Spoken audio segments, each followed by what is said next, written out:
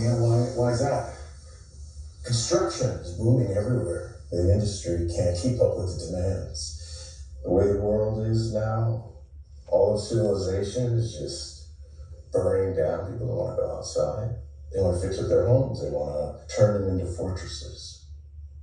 Yeah, people are moving out of the city, I guess. Funny how that's happening.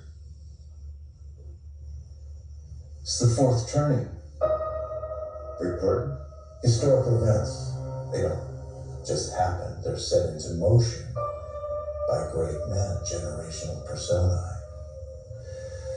And each one of these unleashes a turning that lasts about 20 years, more or less. And every 4 turnings is a seculum, the length of a human life. And at the end of each, there's a crisis. In this country, the crisis is always war. Revolution, 80 years later, Civil War. 80 years later, World War II. And that's coming up on 80 years now, so.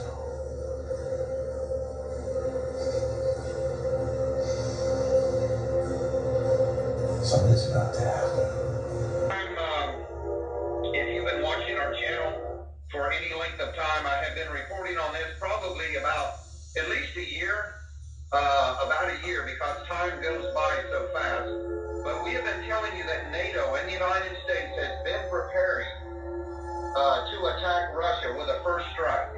Now, this has been going on since the war in Ukraine has started. And we told you this, and we gave you the information, we gave you all the facts. We documented that information that the United States has assembled a massive force in the European theater, in Poland, in Romania, in the Baltic states, in Estonia, Latvia, Lithuania.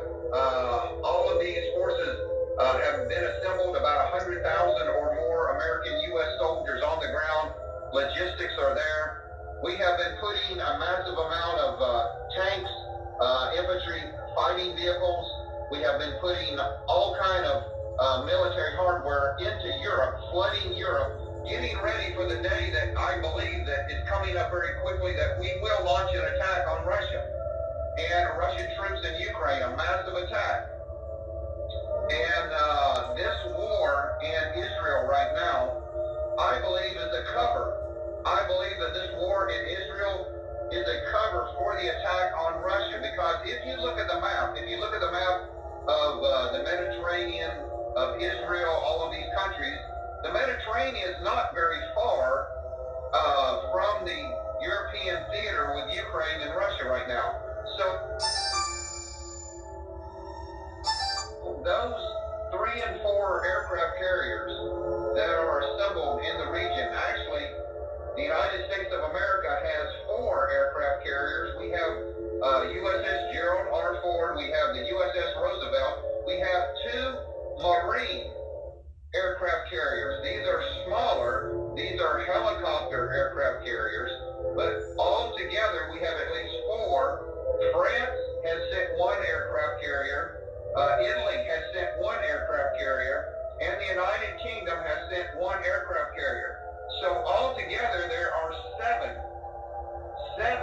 aircraft carriers in the Mediterranean, in the Persian Gulf, in the Red Sea, all ready, supposedly, to confront Iran. Well, not only Iran, but Russia. So we have assembled a massive amount of firepower in the Mediterranean, in the Red Sea, in the Persian Gulf, all the areas around that section. Also, Israel has sent out their 6 nuclear Dolphin submarines armed with nuclear missiles, some of them off the coast of Iran right now. We have assembled the largest naval force since World War II in that area. Do you know what I just said, folks? We have assembled over 71 warships. Probably it's getting close to 100 right now of NATO and U.S. warships that has been put into that area. And they say it's for Hezbollah, folks. We don't need that much firepower to bomb Hezbollah in southern Lebanon. these are what these forces are assembled.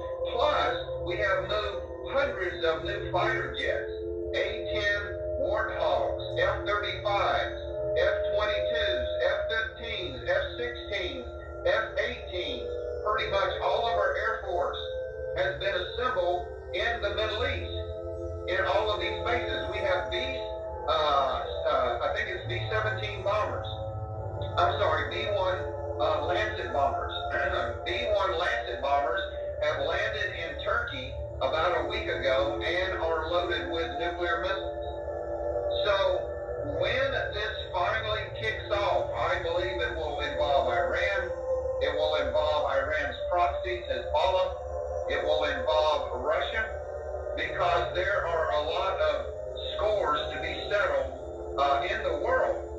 We have assembled this force to basically take out Russia, Iran, and all of their proxies at one time. Folks, the United States of America needs a war. We need a world war, and I'm gonna tell you why. So let me get this article on the screen.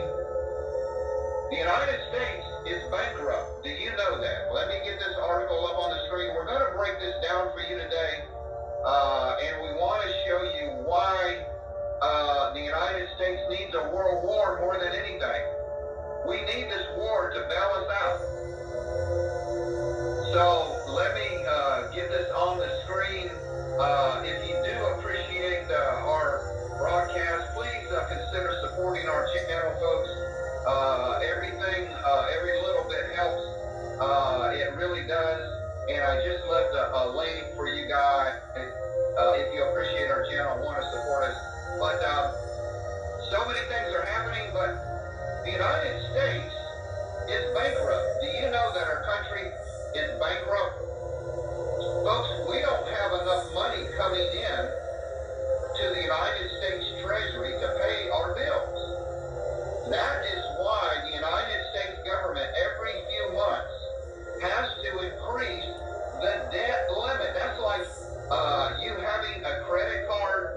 Let's say you've got a Bank of America credit card and your credit limit is $5,000 and you've already maxed that out. So you keep increasing your own credit limit to $10,000, to $15,000, to $20,000. You keep charging and charging and charging and charging, and those bills keep coming in, and you are barely able to pay the interest on that credit card, but you keep spending money anyway.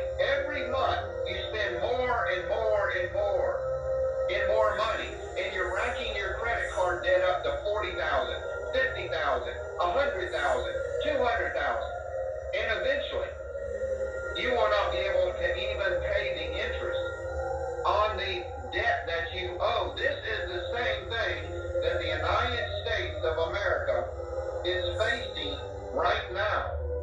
Folks, we can hardly pay the interest debt on $33 trillion that we owe. We borrowed this money. Our Congress and our Senate and our people in Washington, D.C. are out of control, and this is Democrats and Republicans, folks. They don't know how to say no. They don't know how to say,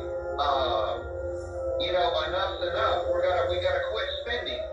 All they know how to do is spend more of your taxpayer money, getting us deeper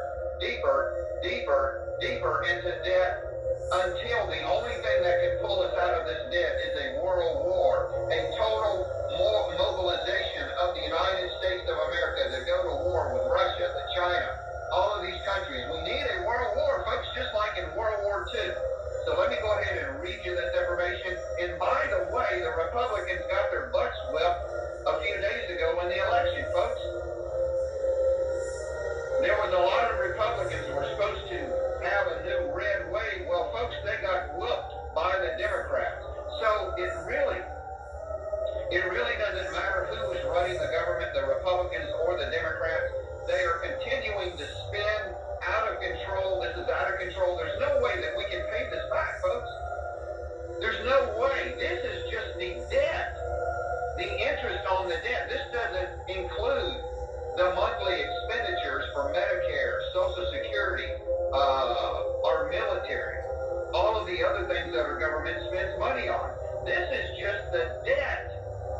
the interest on the debt is about $1 trillion. So let's go ahead and read this article, and I want to show you folks that this is not good. This is not good, to say the least. Interest on U.S. debt skyrockets above $1 trillion for the first time. Back in July, when we had just looked at the unprecedented horror show that is the